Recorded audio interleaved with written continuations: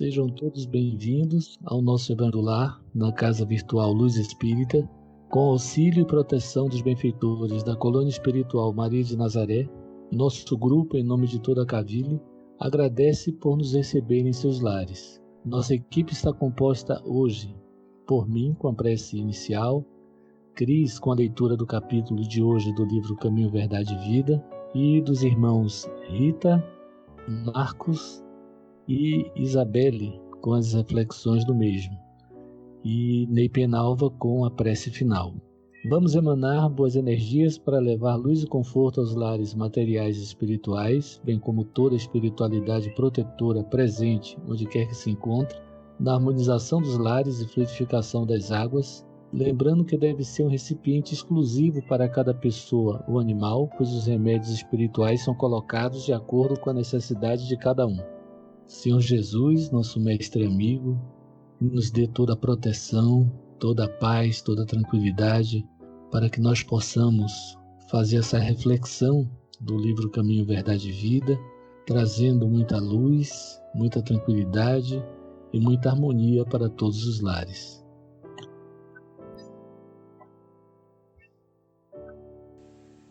Leitura do livro Caminho, Verdade e Vida, de Francisco Cândido Xavier, ditada pelo Espírito Emmanuel. Capítulo 102. O cristão e o mundo. Primeiro a erva, depois a espiga e por último o grão cheio na espiga. Jesus, Marcos capítulo 4, versículo 28. Ninguém julgue fácil a aquisição de um título referente à elevação espiritual. O mestre recorreu sabiamente aos símbolos vivos da natureza, favorecendo-nos a compreensão. A erva está longe da espiga, como a espiga permanece distanciada dos grãos maduros. Nesse capítulo, o mais forte adversário da alma, que deseja seguir o Salvador, é o próprio mundo. Quando o homem comum descansa nas vulgaridades e inutilidades da existência terrestre, ninguém lhe examina os passos. Suas atitudes não interessam a quem quer que seja. Todavia, em ressurgindo no coração a erva tenda da fé retificadora, sua vida passa a constituir objeto de curiosidade para a multidão. Milhares de olhos que não o viram quando desviado na ignorância e na indiferença, seguem-lhe agora os gestos mínimos com acentuada vigilância. O pobre aspirante ao título de discípulo do Senhor ainda não passa de folhagem promissora e já lhe reclamam espigas das obras celestes.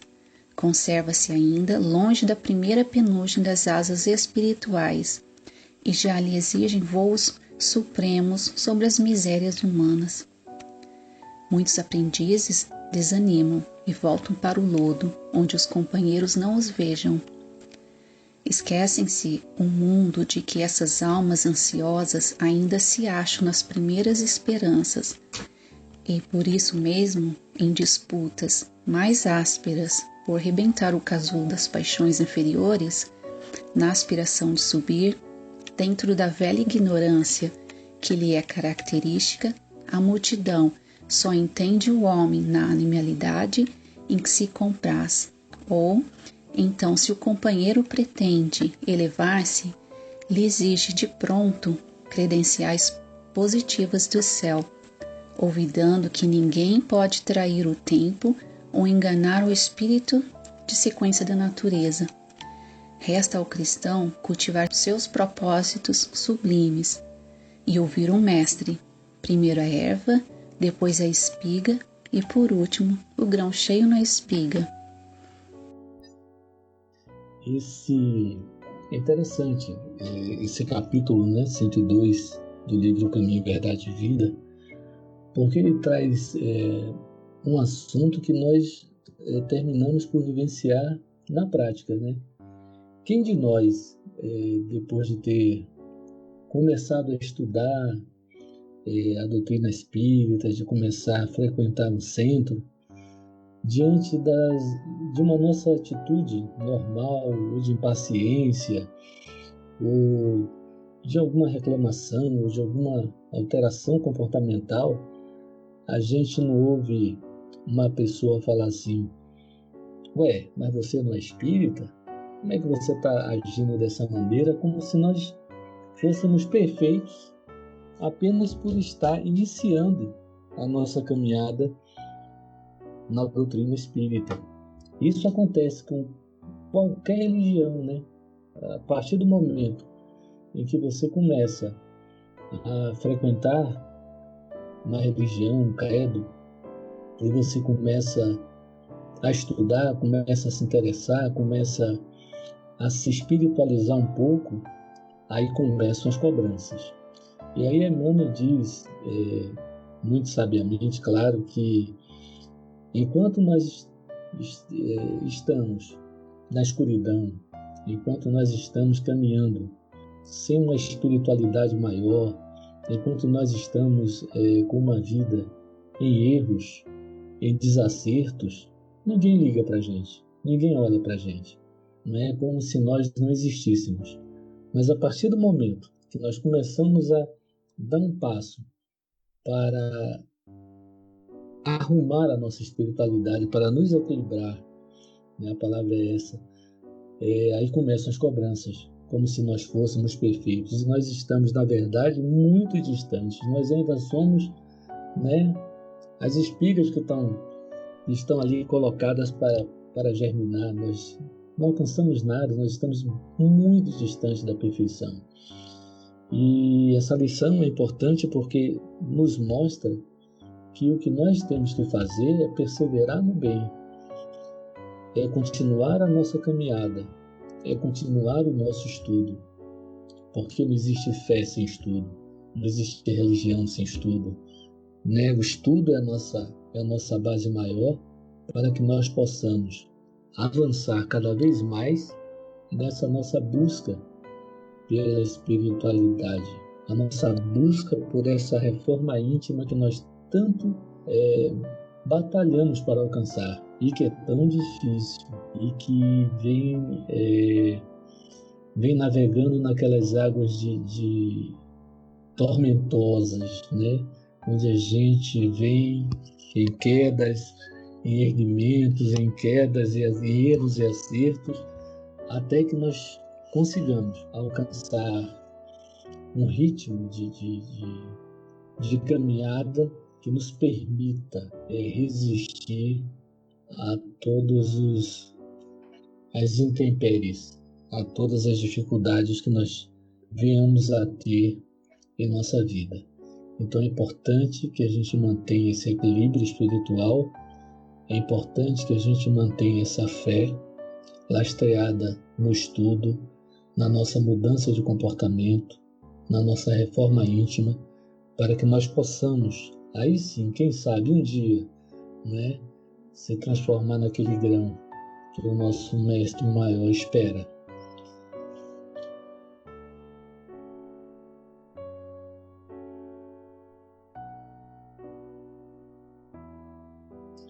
Bem, é muito interessante as colocações de Félix, porque realmente ele fez um resumo muito bom, né, da ideia que essa reflexão de Emmanuel traz para a gente essa noite. Eu quero complementar apenas que, além de ter a cobrança dos outros, muitas vezes nós também nos cobramos, né? Às vezes eu me pego também falando assim, mas, meu Deus, por que é que eu ainda estou repetindo essas mesmas coisas? Eu sei que não devo, eu sei que não é mais compatível com o caminho que eu estou escolhendo seguir, no entanto ainda caio, ainda escorrego. Ao mesmo tempo, eu digo, nem, mas eu preciso compreender também, porque eu tenho a minha natureza humana, que não está 100% evoluída, e que eu tenho que ter um pouco de paciência comigo também. Então, além de ter as cobranças externas, tem também as cobranças internas. A gente, às vezes, se cobra muito. E eu tenho muito, assim, o hábito de pedir a Deus que Ele me mostre, né? Que Ele, na hora que eu estiver caindo no erro, que eu não estiver me comportando como realmente aquela pessoa que eu quero me comportar, em prol do desenvolvimento da humanidade, ajudar os meus irmãos espíritas no caminho espiritual. Eu peço, né, que naquele momento ele me mostre, e realmente isso tem acontecido, isso é bem interessante. Eu estou assim cada dia mais vigilante em relação a esse meu comportamento, porque eu sei que eu sou muito cobrada, né, pelas pessoas que convivem comigo, principalmente depois que eu entrei para o espiritismo, que eu comecei a estudar e que as pessoas sabem, né, que eu estou trilhando no caminho espírita. Então tem algumas cobranças, e aí em cima dessas cobranças eu acabo me cobrando mais ainda. E aí o que acontece? É como o Félix falou, nós temos que nos sustentar na leitura, no estudo, na oração, né? Na busca da melhora constante todos os dias, né? Todas as manhãs entregar aquele dia a Deus, todas as noites agradecer a Deus por aquele dia, e aí começar a trilhar cada vez mais, subindo um degrau. Sobe um degrau hoje, sobe outro degrau amanhã, talvez não suba amanhã, mas fica no mesmo. Eu acho assim que à medida que a gente estuda, que a gente compreende a doutrina e a gente começa a procurar realmente a colocar em prática os seus ensinamentos, a gente realmente dificilmente retrocede. Mesmo quando começa a querer retroceder, a gente percebe e aí começa a se trabalhar. Então eu acho assim que é bem interessante, né, essas considerações feitas por Emmanuel nesse sentido. E o que eu achei também que me chamou a atenção foi a questão do tempo, ou seja, precisamos dar tempo ao tempo. As coisas não podem acontecer de uma hora para outra. O crescimento espiritual não se dá assim de uma forma, né, uniforme e de uma hora para outra. A gente vai crescendo aos poucos. É claro que nós vivemos num mundo onde a tecnologia, né, a velocidade hoje, a velocidade de informação é uma coisa fantástica. E aí nós somos cobradas para acompanhar essa velocidade de todos os lados. E muitas vezes também nós nos cobramos. E no momento em que Jesus nos diz, primeiro a erva, depois a espiga e por último o grão de espiga, é dizendo que devagar, vá com calma, não tenha pressa, porque a vida requer que nós saibamos assim, como é que se diz assim, obedecer determinados períodos de tempo. Tudo leva tempo. A gente nasce, se desenvolve, né, cresce, aprende, desencarna. Então, tudo tem o seu tempo para acontecer. E nós precisamos realmente, nesse movimento, né, nessa busca do crescimento espiritual, dar também esse tempo. Porque nós sabemos que muitos dos nossos comportamentos são ditados por questões emocionais de lá de trás da infância, que nós não temos esse controle ainda. E que com o estudo da doutrina, a prática da doutrina e a ajuda dos nossos guias espirituais, essas coisas começam a vir à tona e nós começamos a trabalhar. E aí a gente percebe que à medida que vai trabalhando esses traumas, esses problemas, ficaram lá atrás, ou nessa encarnação, ou em encarnações passadas, as coisas começam a ficar mais claras. Então eu acho assim que é dar tempo ao tempo, ter paciência com a gente também.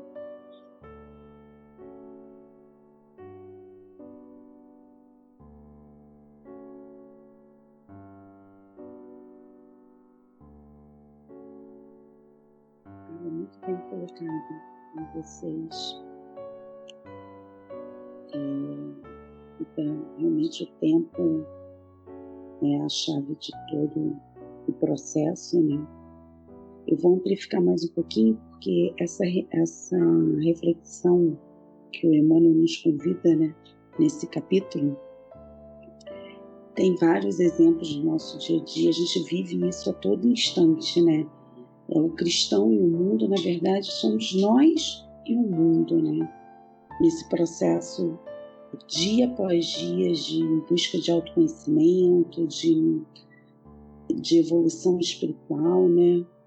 Nos mínimos detalhes. Esses dias eu comentei eu assumi, né, que eu sou vegana, olha que surgiu um monte de pessoas preocupadas com minhas proteínas. Ninguém nunca tinha se interessado. Foi o dia que eu falei que eu resolvi fazer uma mudança que eu comecei a chamar a atenção de todo mundo, porque as pessoas parecem que precisam intervir no seu comportamento, né? Quando você está fazendo algo diferente do que todo mundo faz, você, de uma certa forma, é atacada por isso. Porque nós somos ainda muito egoístas. Parece que a gente não permite a evolução do próximo, né? Uma mudança que seja de comportamento, né? No nosso processo de transformação, né? Na nossa busca da reforma íntima, como quando começamos a fazer o que muitos não fazem, viramos alvos justamente dos que não querem mudar, né? E geralmente somos atacados, se assim posso dizer, né, atacados das pessoas mais próximas. Às vezes são os que estão dentro de casa, são, né, parentes, amigos mais próximos. Começa a falar assim: nossa, você está estranha. E na verdade nós estamos em busca de um crescimento, né? Em busca de uma comunhão com Deus, em busca de nos melhorarmos como pessoas, né? E eu acho também que essa é uma das piores atitudes que podemos cometer, que é interromper o crescimento de um irmão, desencorajá-lo, sabe? Puxar para baixo. Será que nós não entendemos nada da vida? Será que somos tão invejosos a ponto de não ficar feliz pela conquista do outro?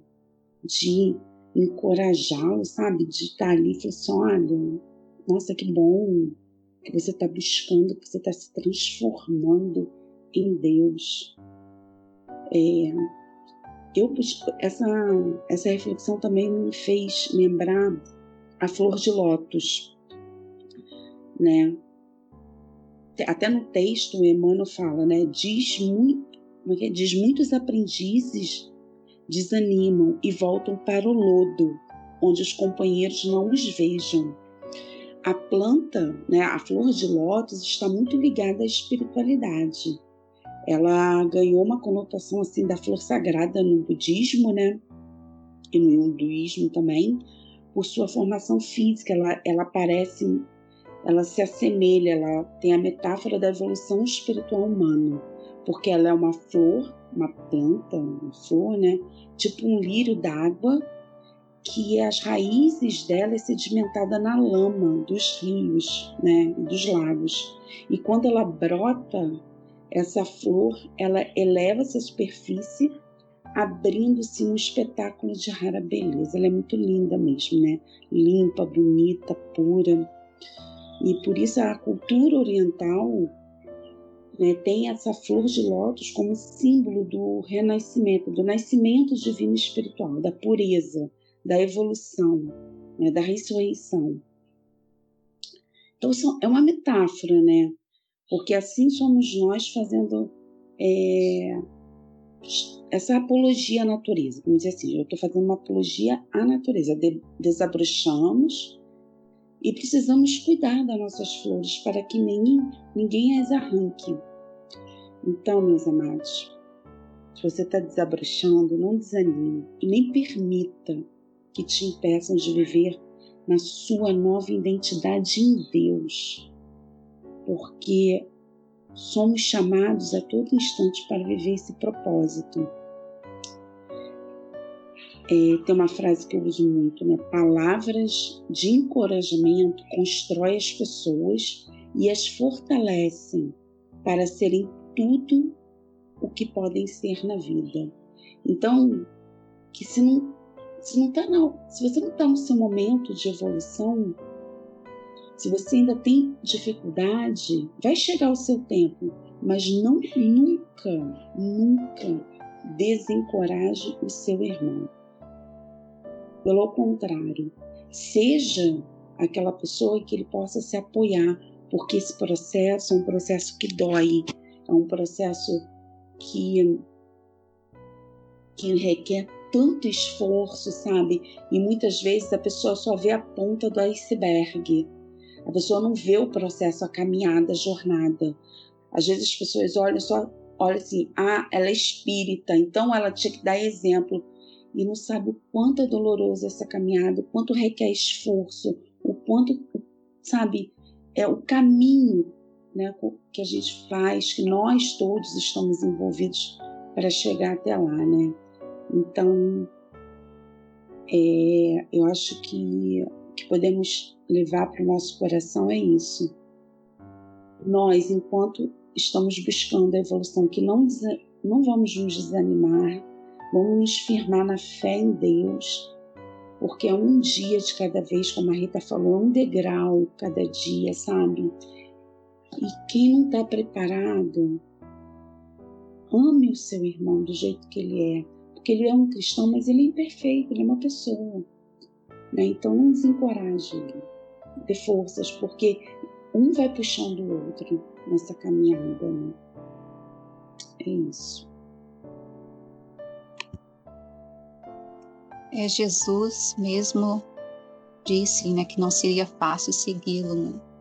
E como os nossos irmãos bem colocaram, né, muitos não nos compreendem, né, quando escolhemos outros caminhos, né, caminhos que nos levam à evolução, deixamos de fazer muitas coisas, né, não fazemos aquilo, né, que todos esperam de nós, né, sim, a gente segue aquilo que está dentro, né, dos ensinamentos de Jesus. E então a gente precisa ter a paciência com essas pessoas e também conosco mesmo, como bem colocou a Rita, né? Então a serenidade, né, precisa fazer parte da nossa transformação para que ela seja efetiva, né? Então devemos compreender que ainda erramos, né? O trabalho, o esforço é contínuo. Não nos cobrar assim, que a gente sabe que a gente errou e que a gente precisa melhorar, então assim, uma cobrança, mas que essa cobrança não seja, né, no ponto assim de ser tão severos, né, perfeccionistas, mas, né, que resulta o desequilíbrio, mas que haja a serenidade, né, e então o auto-perdão, né, a gente precisa disso, auto-perdão, mesmo trabalhando nossa reforma íntima, né, que a gente vai ter esses momentos de quedas, mas a gente tropeça, a gente cai, mas a gente precisa levantar e seguir em frente, né, e como foi bem destacado sobre o tempo, né, nada acontece de repente, tudo tem o seu tempo, a gente precisa respeitar isso e também não cobrar de outros aquilo que também não conseguimos, então ao mesmo tempo também respeitar o tempo de outros, né, dos nossos irmãos, né, cada um tem o seu tempo de evolução e assim a gente vai seguindo, né, até melhorando todos os dias. Com os entendimentos tão bem explanados por nossos irmãos, vamos procurar interiorizar o que nos foi apresentado, refletindo intimamente por alguns minutos.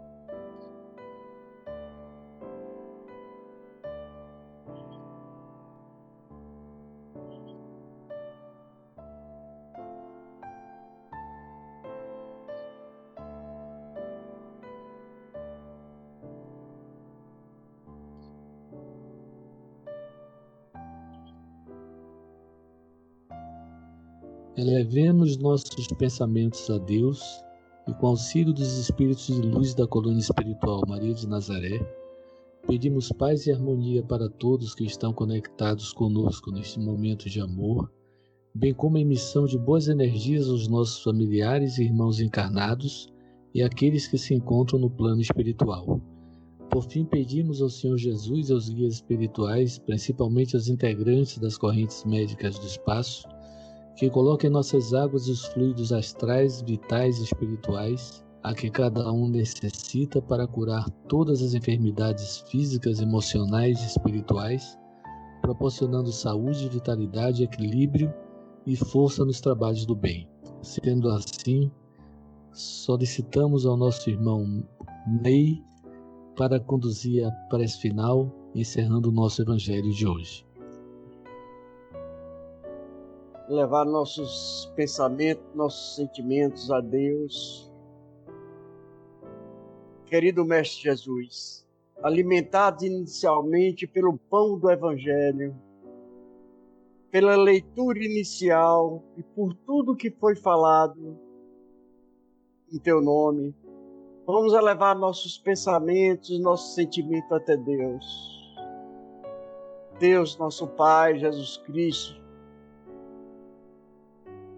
nosso Mestre, Senhor, modelo e guia.